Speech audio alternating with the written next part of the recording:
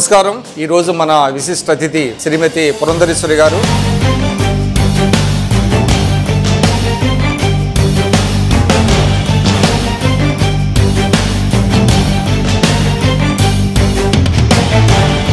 ముఖ్యంగా ఎన్టీ రామారావు గారి అభిమాని టీడీ జనార్దన్ గారు ఆయనకి రాజకీయంగా అవకాశం ఇచ్చి ఒక స్థాయికి తీసుకొచ్చారనేటువంటి ఒక అభిమానంతో, ప్రేమతో ఎన్టీఆర్ గారి భావజాలం రాబోయే తరాలకు కూడా అందించాలి. జనార్దన్ గారిని వారికి నా అభినందనలు నేను తెలియజేయదలుచుకున్నానండి. ఎందుకంటే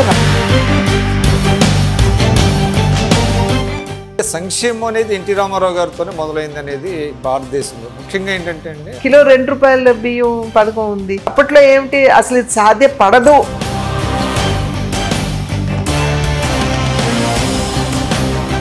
1984లో జరిగినటువంటి ఇన్సిడెంట్. ఒకవైపు మీ మదర్ ఏమో చాలా అనారోగ్యంతో, ఆల్మోస్ట్ క్యాన్సర్తో బాధపడుతున్నారు. ఈయనేమో పదవి నుంచి దించేశారు America. I think that was చాలా డిఫికల్ట్ డేస్ అనుకోండి మాకు.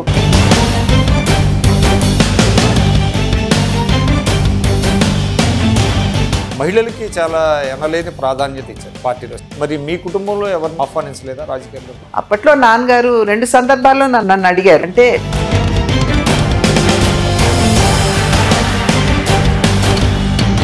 సినిమా రంగం నుంచి రాజకీయ రంగంలోకి రావాలనుకుంటున్నప్పుడు కుటుంబంలో ఏమైనా చర్చించారు? చాలా వరకు కూడా కుటుంబంలో ఎందుకు మనకి ఇప్పుడు రాజకీయాలు అని.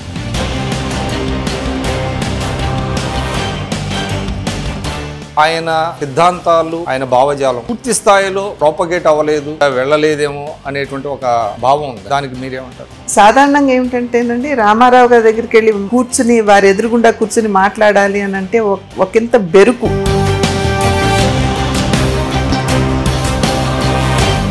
అంటే తిరుపతి వచ్చిన అభిమానులందరూ కూడా రామారావు గారిని చూడటానికి మద్రాసు వచ్చేవాడు అనేవాడు. అంత దూరం ఆ బస్సులు వేసుకుని. అవి మీకు గుర్తున్నాయా? చాలా గుర్తుందండి. ఎందుకంటే మా చేత మంచినీళ్ళు ఇప్పించేవారు వారందరికీ కూడా.